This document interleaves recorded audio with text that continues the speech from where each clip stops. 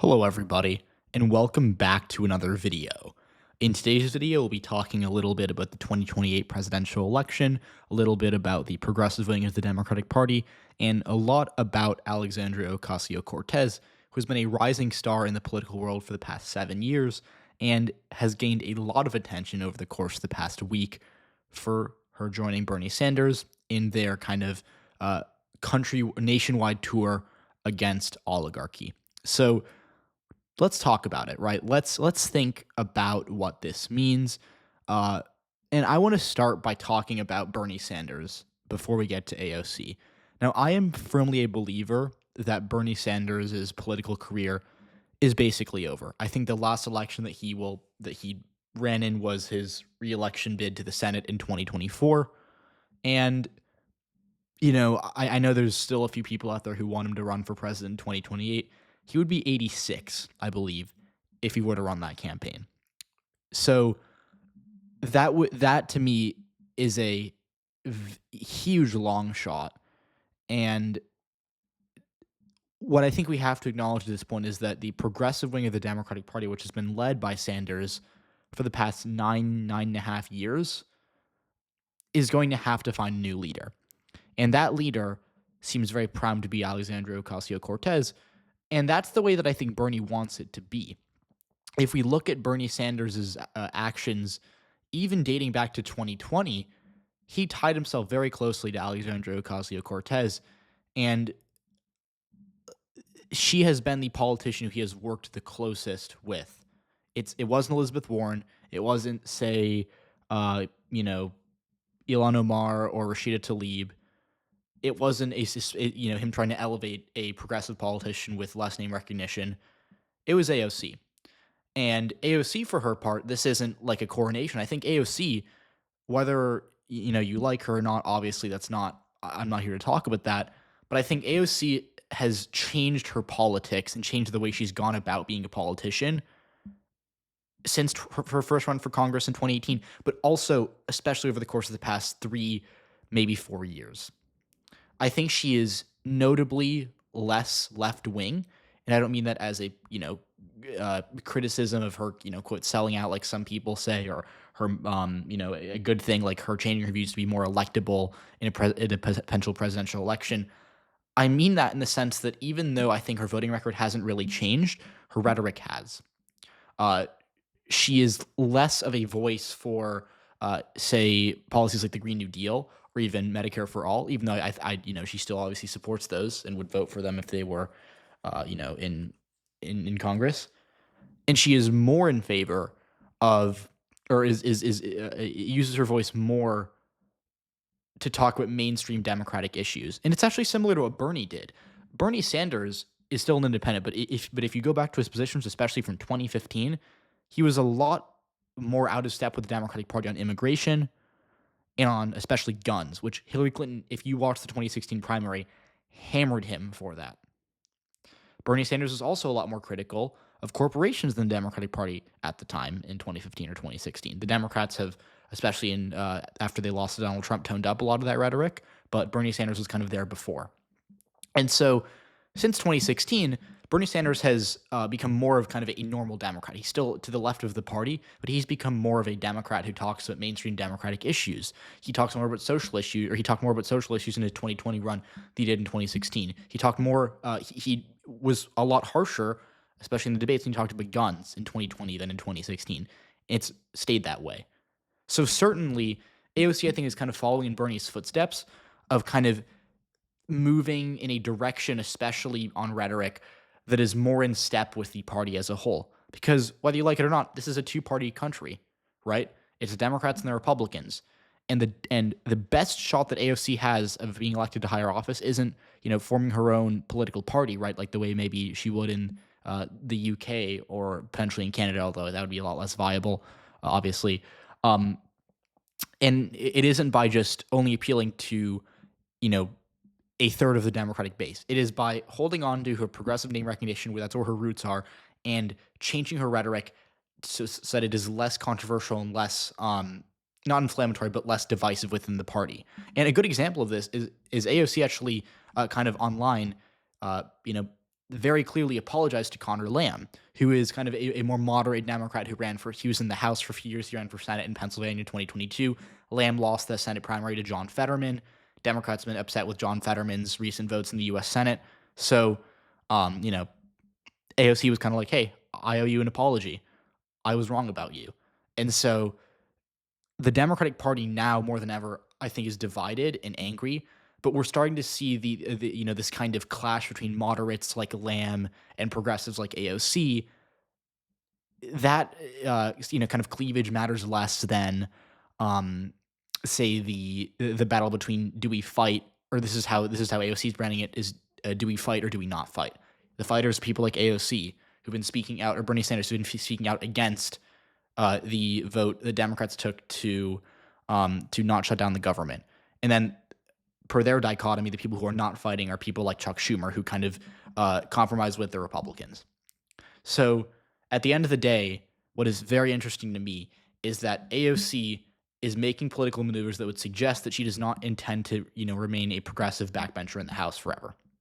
And that makes sense. She's, for a politician, she is very young.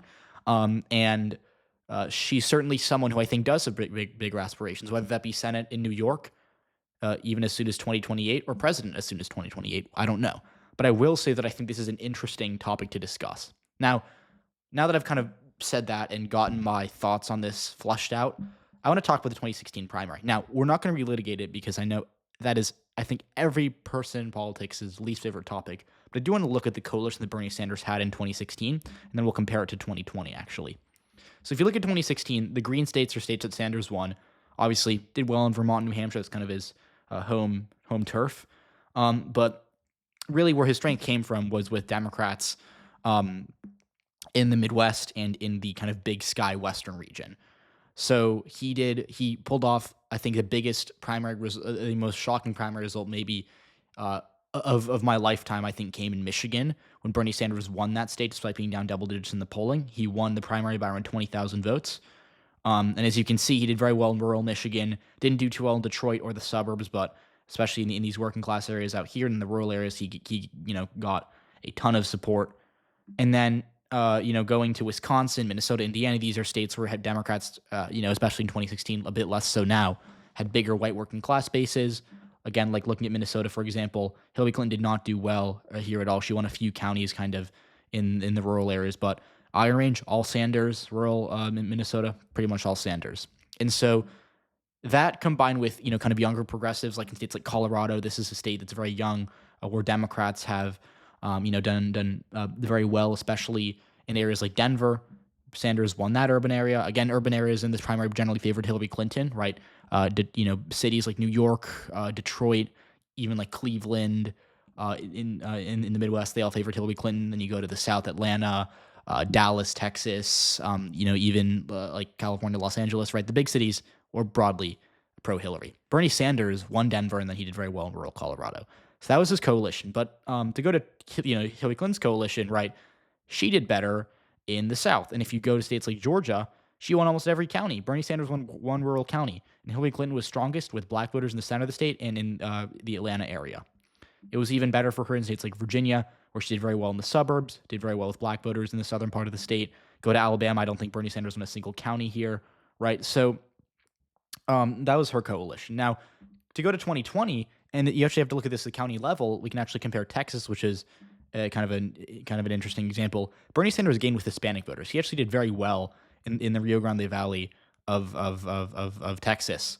And he was able to kind of assemble this coalition of Hispanic voters and working class voters and a few rural voters to almost win Texas, despite Biden's strength in the otherwise, very pro-Biden South, as you can see the blue states. Now, if you compare that to 2016, Sanders was broadly pretty weak in the Rio Grande Valley. He won one county. I think it's actually Valverde County, which is more young. But he won, he got stomped in the Rio Grande Valley by Hillary Clinton. It was kind of the opposite in 2016. So the coalition for progressives is kind of unclear because we can see in just 4 years how these divisions within parties, like the Democrats, changes. Bernie Sanders went from getting crushed with Hispanic voters to relying on them to come close to winning Texas. And that's just one example, right? So if we think about 2028, it'll have been 8 years since the last truly competitive Democratic primaries. We don't know what the coalitions look like. And the fun thing about primaries is that unlike modern day partisan politics, there's no like firm battle lines, right? In the 2024 election, there were 7 swing states, and there ended up only being, I think, 9 states that were decided by less than 5% or something like that. I think it might have been 8, right? In the primaries, everything's up for grabs, and that's why after being really crushed among Hispanic voters by Hillary Clinton in 2016, Bernie Sanders did very well with them. And actually, another example of this that almost gave Bernie the nomination was he won Nevada by a large amount. And look at where he did well, Clark County. This is a county that is a huge Hispanic working class population. They went for Bernie Sanders. And so that is what is so interesting about these primaries. And in 2028, if AOC does run, which I think she actually might, based on her behavior the course of the past few years, but especially the past few weeks, joining Bernie Sanders on this kind of tour against oligarchy in America, it seems as though AOC sees a lane for herself in this primary. Because once the Democratic primary becomes less of a battle between progressive and moderate and more about a battle of old guard versus new guard or fighting versus not fighting, that is what gets very interesting. That is where the coalitions can change. And so we've seen in the past few primaries, the moderate candidate does well in the suburbs. They do well among black voters. They do well among white educated voters who live in urban areas in the suburbs. And then progressives do well among young voters. In 2020, they did well among Hispanic voters, doing well among working class and rural voters. I think that's good. I think that a lot of that could be switched up by 2028. And I don't know who's going to run. I think Gavin Newsom looks like he's going to run. AOC looks like she's going to run.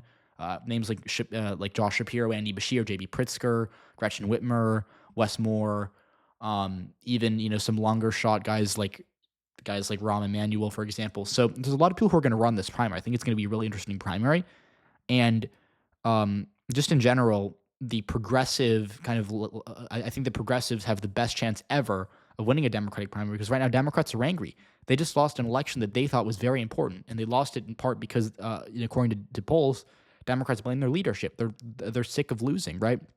And that's how Republicans felt before 2016. And we saw everything we thought about Republican politics completely just disappear, right, in like kind of out of nowhere when Donald Trump came in and won that nomination in 2016.